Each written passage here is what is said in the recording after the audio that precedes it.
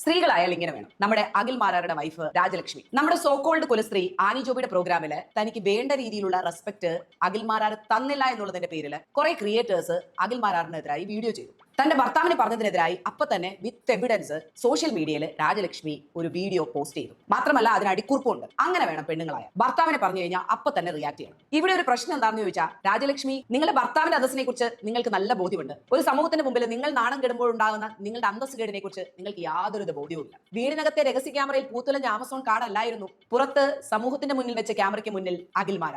ഇങ്ങനെയുള്ള സാഹചര്യങ്ങളിൽ യാതൊരു പ്രതികരണവും ഇല്ലാതെ വർഷങ്ങളായിട്ട് ജീവിക്കുമ്പോൾ തീർച്ചയായിട്ടും സെൽഫ് ഡിഗ്നിറ്റി എന്ന് പറയുന്ന ഒരു സാധനം നഷ്ടപ്പെടുന്നതിൽ വലിയ അത്ഭുതമൊന്നും തോന്നാനില്ല. സ്വന്തം ആത്മാഭിമാനത്തെ പണയം വെച്ച് പരിഹാസങ്ങളെ യഥാർത്ഥ ജീവിതം, അതായത് റിയൽ ലൈഫ് എന്നൊക്കെ വിശേഷിപ്പിക്കുന്നതിനോളം വലിയൊരു ദുരന്തം വേറെയില്ല. അവരുടെ വീഡിയോയുടെ അടിയിൽ തന്നെ ഒരു കമന്റ് കണ്ടു. അഖിൽ മാരാർ ഇതിനു മുമ്പ് ഇന്റർവ്യൂസിൽ പറഞ്ഞിട്ടുണ്ട്, ഞാൻ അവളെ അടിക്കും, അടിച്ചതിന് ശേഷം എന്റെ ദേഷ്യം ശമിക്കുമ്പോൾ ഞാൻ അവളോട് സോറി പറയുമെന്നൊക്കെ. ഈ അപമാനിച്ച ശേഷം ആശ്വസിപ്പിക്കുന്നത് സ്നേഹമൊന്നുമല്ല, മറിച്ച് അതൊരു തരം മാനസിക ആധിപത്യം തന്നെയാണ്. പങ്കാളിയെ പരിഹസിക്കുന്നത് ഒരു റോ ആയിട്ടുള്ള മനുഷ്യന്റെ സ്വഭാവമായി കാണുന്നതൊക്കെ തെറ്റായ കീഴ്വഴക്കമാണ്. ഇതൊക്കെ കണ്ടുപഠിക്കുന്ന അടുത്ത തലമുറയ്ക്ക് നിങ്ങൾ നൽകുന്ന സന്ദേശം എന്താണ്? ഭർത്താവ് എത്ര അപമാനിച്ചാലും സഹിക്കണം, അതിനെ സ്നേഹമായി കാണണം എന്നൊക്കെയാണ്. രണ്ട് വ്യക്തികൾ ഒരുമിച്ച് ജീവിക്കുമ്പോൾ അവിടെ പരസ്പര ബഹുമാനം എന്ന് പറയുന്ന ഒരു കാര്യം കൂടിയാണ്. സ്വന്തം ഭാര്യയെ പൊതുജന മധ്യത്തിൽ ഒന്നിനും കൊള്ളാത്തവൾ എന്ന രീതിയിലോ അവരുടെ അഭിപ്രായങ്ങൾക്ക് യാതൊരു വിലയില്ലാത്ത രീതിയിലോ ചിത്രീകരിക്കുന്നത് തമാശയായിട്ടൊന്നും കാണാൻ സാധിക്കുകയില്ല. ഇങ്ങനെയൊക്കെയുള്ള രീതിയിൽ സ്വന്തം കുടുംബത്തിലുള്ളവരെ പൊതുസമൂഹത്തിൽ വെച്ച് ട്രീറ്റ് ചെയ്യുന്ന ആള് അയാളുടെ സ്ത്രീ വിരുദ്ധതയും ആധിപത്യ മനോഭാവവും ഒക്കെയാണ് പുറത്തു കൊണ്ടുവന്ന് കാണിക്കുന്നത്. പങ്കാളിയെ താഴ്ത്തിക്കെട്ടി സ്വയം വലുതാക്കാൻ ശ്രമിക്കുന്നവർ യഥാർത്ഥത്തിൽ മാനസികമായി എത്രത്തോളം ദരിദ്രനാണെന്ന് സ്വയം തെളിയിക്കുകയാണ് ചെയ്യുന്നത്. ഇനിയും വേറൊരു കാര്യം എന്ന് പറയുന്നത്, രാഷ്ട്രീയത്തിലായാലും പൊതുരംഗത്തായാലും ഒരാൾ ജനപ്രതിനിധിയാകുന്നത്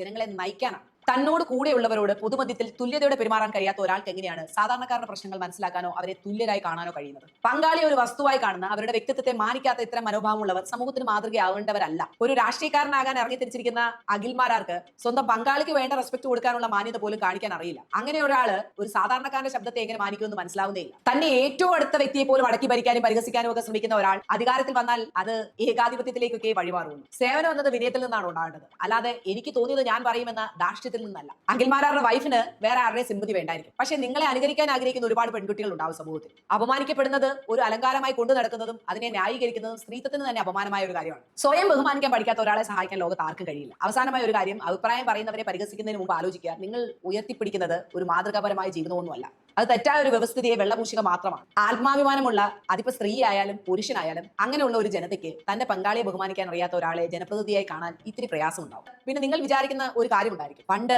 ആരുടെയൊക്കെയോ എന്തിന്റെയൊക്കെയോ ഡെമോ കാണിച്ചു തരണമെന്ന് പറയുന്നതിന്റെ അത്രയൊന്നും എന്നോട് എന്റെ പാർട്ട്ണർ ചെയ്യുന്നില്ലല്ലോ എന്ന്. അതൊരു നല്ല കാര്യമാണ്, അതിൽ നിങ്ങൾക്ക് അഭിമാനിക്കാം.